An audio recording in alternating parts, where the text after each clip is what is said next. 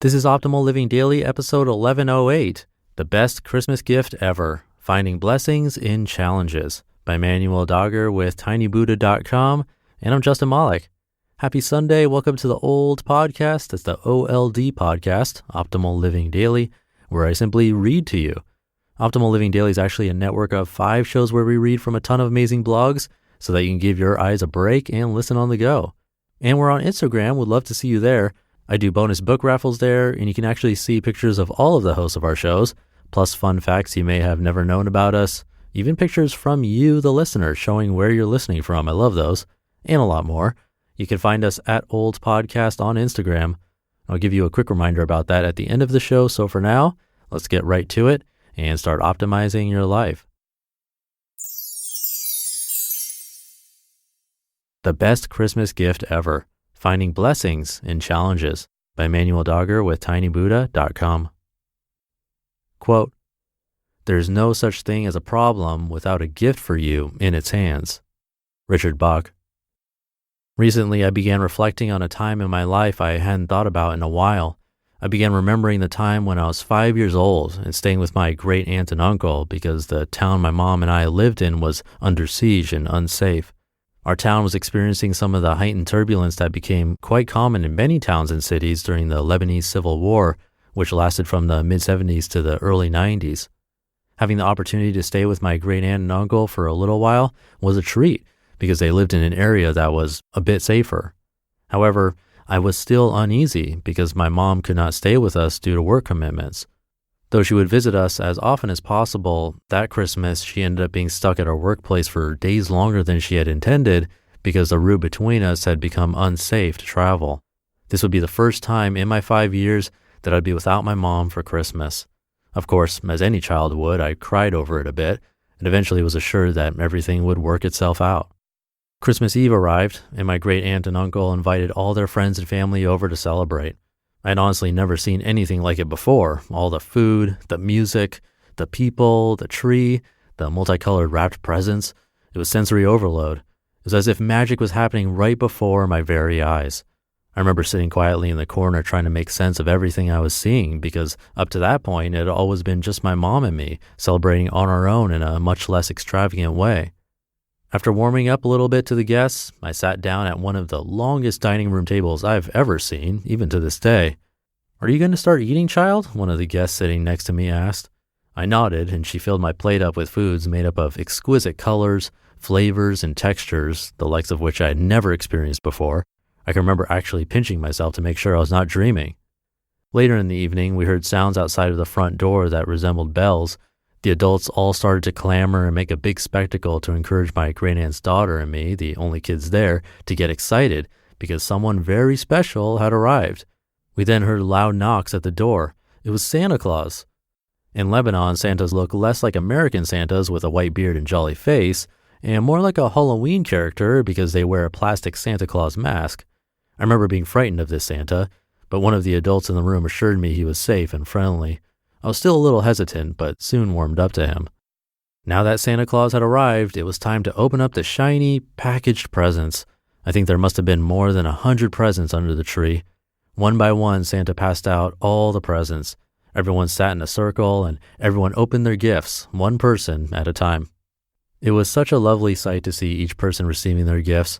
It was especially fun to see my cousin, who was the same age as I was, so full of joy with each present she opened. It was also funny to see how impatient she would get because she had literally received 40 to 50 gifts and had to wait her turn to open them.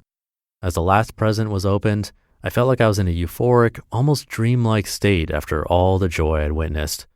While I was in this state, one of the adult guests turned to me and with what seemed to be a particularly loud voice asked, "Where are your gifts?" I remember explaining to him that my mom and I usually drew pictures and sang songs as our Christmas gifts to each other, but that she was at work right now and be coming back for me soon. I also shared that I was happy just watching others celebrate because I had never seen such magic before. The guest looked a little confused by my answer and then announced to everyone what had just happened, that I was the only one, and a child, mind you, who had not received a gift. Although I now know that the guest meant well, his announcement shifted the energy of the room from one of joyful celebration to one of utter silence where all eyes were looking at me with sympathy. The adults' comments poured in. "Oh, how sad," and "I feel so bad for him," while others asked me if I was okay. I wasn't really sure why everyone's behavior had changed so quickly, but I do remember wondering if something was wrong with me because of what had just happened.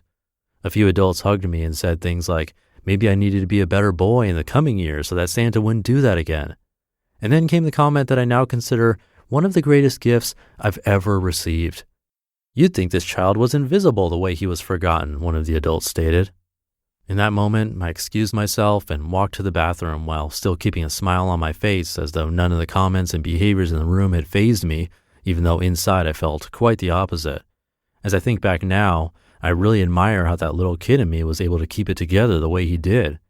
While in the bathroom, after processing through the embarrassment I had just experienced and feeling sorry for myself, I remember having a deep inner sense that one day when I was grown, I would understand why all of this had happened. Flashing forward to present day, I wondered why this specific memory kept coming up in my awareness. Was it because of the holidays? Why had it not come up much before? So I meditated on it and asked the universe, what purpose did this memory have in my life at this present time? Within about a minute, I received the following message. Because of this and several other similar experiences you have had in your life, where you were made to feel invisible and as though you did not exist, you received one of your greatest gifts in life. You received the gift of compassion. Not to be mistaken with sympathy, which you personally experienced on that Christmas Eve, where all the guests felt sorry for you. You received the gift of being able to connect with the true essence of a person, where you know only wholeness resides. If you notice, you have since made it your greatest priority in life for others to feel seen, heard, acknowledged, and understood for who they really are. So although your gift that Christmas Eve didn't come in a shiny wrap package, you truly received the greatest gift of all. After receiving this message, I instantly felt a joy rise up in my being and felt as though I was lit up like a Christmas tree. An epic healing had just taken place within me and a full resolution had been made.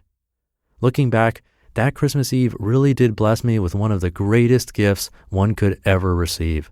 It led me down a path to where I was able to connect with people on a heart-to-heart level. What a gift! For that, I am forever grateful. I share this experience with the hope that you too are able to recognize the gifts you've been blessed with, even if they were birthed during times of great challenge. As you look back over this past year, you might be wondering what gifts could possibly be hidden inside times of loss or struggle. But there is always a gift. A journey of physical pain can lead to knowledge about healing. Financial hardship can lead to an understanding of true abundance. An emotional loss can lead to the realization that love is something we create within ourselves. Whatever challenges you faced, take a moment and ask yourself, what gift have I gained from this experience? You may have many gifts that lie unseen, waiting for you to claim them. Tap into the wisdom that will show you those gifts. I know there are great blessings there, waiting for you to open up and receive them. You just listened to the post titled, The Best Christmas Gift Ever, Finding Blessings in Challenges, by Emmanuel Dagher with tinybuddha.com.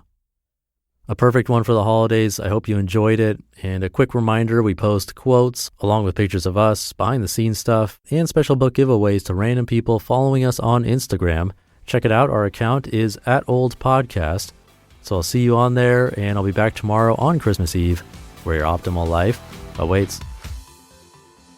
Hey, this is Dan from the Optimal Finance Daily podcast, which is a lot like this show, except more focused on personal finance. Justin handpicks the best posts he can find from blogs and authors like Ramit Sethi, Mr. Money Mustache, and more, and I read them to you 5 days a week. So if you enjoy this podcast, come on over and subscribe to Optimal Finance Daily too. And together, we'll optimize your financial life. You've been listening to Optimal Living Daily. Be sure to hit the subscribe button to stay up to date on each new episode and head to oldpodcast.com. That's OLDpodcast.com for a free gift as well as more actionable tips and resources to help you maximize your potential. Thanks for joining us, and remember, your optimal life awaits.